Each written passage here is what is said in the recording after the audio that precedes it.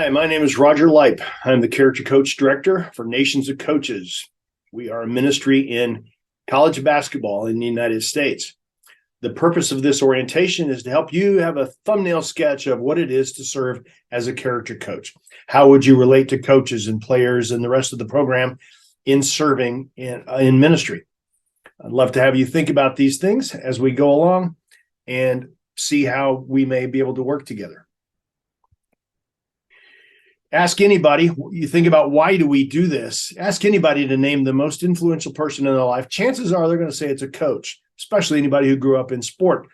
That's why since 2008, Nations of Coaches has been partnering with college basketball programs, both men's and women's, to be able to help players achieve a higher level of play, both on and off the floor. We work directly with the coaches and the players in working to develop who they are. Dr. Billy Graham was asked one time about coaches' impact, and he said they will impact more people in a year than most people do in a lifetime. What folks often fail to mention is the next line that he said, that is, who's coaching the coaches? That's a real issue, because we all know coaches that we're like, I'm not sure I'd want to play for that guy or for that woman. But who's influencing those influential people who are coaches? That's who we want to be. That's who character coaches are. Often we're the behind the scenes people who care for the souls of these coaches and have a profound impact upon their lives. Our character coach, very simply defined, is what you see on the screen. We selflessly serve and we extravagantly love these people as we help them come to Christ and grow in him. Very simple thing. We're trying to help them achieve personal and spiritual development across time. This is a relational matter. And so how we go about it is very relationally done by selfless service and extravagant love. That's what character coaches do. Our strategy and how we go about this in Nations of Coaches is to serve and to connect and to equip. We do all three of these things at the same time, depending on how responsive the people are as they engage with us. We serve selflessly all the time. We're watching for points of connection where they say, hey, coach, what do you think about this? And then we begin to equip them with things that really help them grow and develop over time. We always, in our ministry, serve at the pleasure of the head coach. If the head coach opens the door to us, we have a place. If the coach doesn't open the door, well, we're out. And so it's always a matter of, does the head coach open the door to us and say, yes, let's work together? Then we can begin to serve. And so what we do and how we do it is always given its parameters by what the head coach desires. It's a very simple thing. We're trying to serve the team. That includes the coaching staff, the players, the equipment managers, all those people, athletic trainers, everybody in that support system of a college basketball program. We want to engage with them. We want to serve those people, build relationships with them, be able to come alongside them and be helpful to them. The whole team. Think about the coaches and the nature of who they are and what they do. These coaches at the college level are often 200 nights a year away from home, whether they go out recruiting or they have to burn the midnight oil to watch video, to study, to prepare for game plans. Often they're the most high-profile people in the university. And so often they have obligations from the university or from their conference. Hey, would you come do this event? Would you play in this golf outing? Would you come do this thing? They're constantly being pulled in a bunch of directions. Theirs is a very consuming lifestyle. This is the nature of coaching in college basketball at the moment. Think about the players. Who are they? 77% of college players come from 0 or 1-parent homes. They start the process with us often in a very broken situation. It's hard for them. They're starting at a deficit many times just because of the fractured home lives they grew up in. These are a very elite set of athletes. They're not just like the regular high school player. No, only 3.4% of all those kids who play high school basketball are going to play in college at any level. So it's a very elite set of people. That's who we serve. That set of folks at the elite level, coaches and players, we're working with them in their worlds. Ours is largely a ministry of presence. If we show up, things happen. If we're not there, there's not a whole lot going on. But when we come in the door, we get to do things that really build relationship and help further this process of serving, connecting, and equipping. Practices are maybe the most valuable place to be, because there The coach, the player, they are in their exact spot they want to be. They are most fully who they want to be right there. And so we walk into their environment, it's clicking because that's who they are. That's who they want to be. Practices are great. Coaches' offices are great because this is kind of where they prepare. This is where they think. This is where they talk to each other and confer around a conference table. That's what coaches' offices are about. And ministry presence there matters.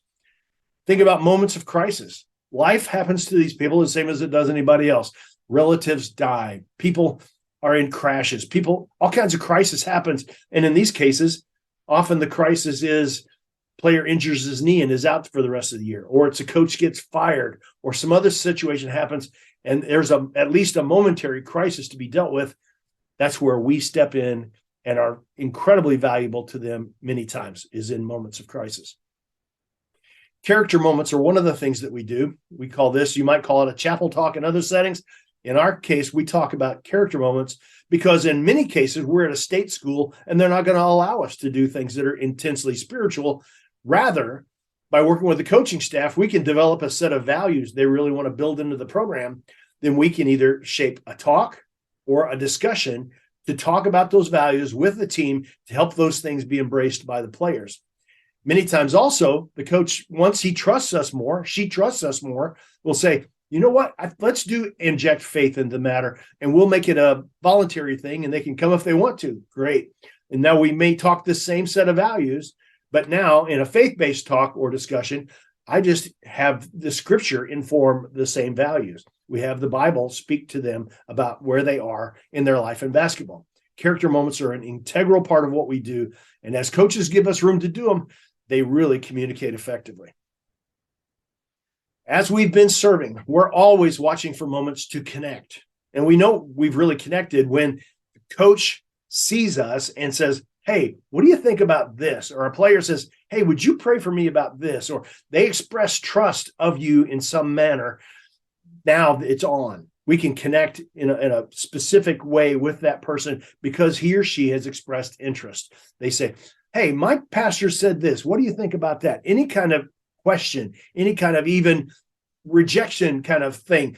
At least there's something to respond to. When they connect, we've just taken a new step along the process of serving, connecting, equipping.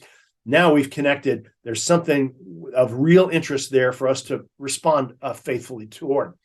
And it's the point of connection really enables us to begin to equip the team, the coach, the player, as to their expressed interest. Often this is the coach saying, we need to shore up our team culture. And so that's how you inject values and say, okay, coach, tell me what it is that you really want to have define your program. That's what we'll shape the culture with. And they go, oh, got it. So this point of connection, that interest that they have, lets us begin to start equipping. And to equip is this process of helping them come to Christ, helping them grow personally, helping them grow as a disciple of Christ. And that happens by us, happens by our staff, like regional directors, happens by character coach captains, kind of the elders among us as character coaches. They are veterans that really help give some support to our character coaches. And often this happens with a personal visit. Our regional directors do this by showing up at practice one day, sit and talk with the coach in his office. We may have a special meeting with the team or special meeting with the coaching staff. It'll be an event that happens at a Final Four or something else. Sometimes it's just as simple as a phone call, a text message, an email, something that speaks directly to their hearts, gives them opportunity to further develop who they are and who they want to be. That's where we can be of incredible value to them. As we serve them, we connect with them, we begin to equip. And these things grow in exponential manner. Next steps. What do we do now? From here, get connected with our regional director. He or she is the person who opens the door with the head coach and says, hey, coach, they're already a trusted person. And that's what opens the door for us to be able to serve.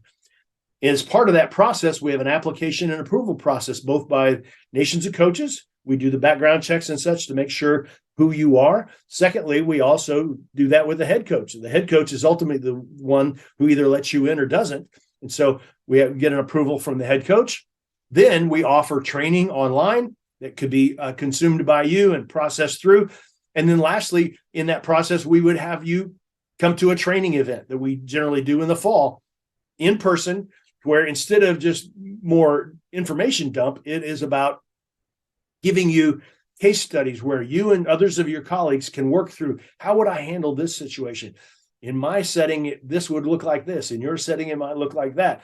How do we work through the things that are day-to-day processes for us as character coaches? That's what we do in our live training events to help you build a connection, build some community within our character coach ranks.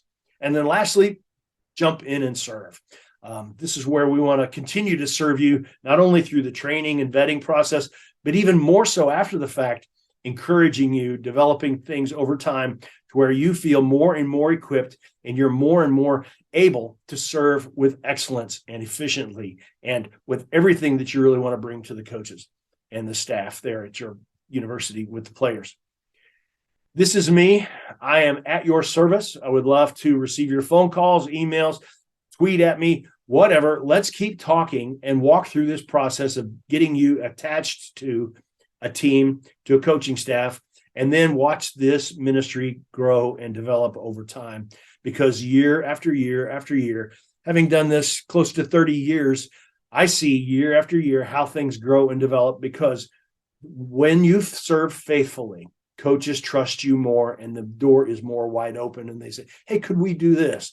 And year after year, you wind up getting more and more trust, more and more responsibility, and you become an integral part of that coaching staff. Please contact us. Let's take the next steps and have you serve as a Nations of Coaches character coach.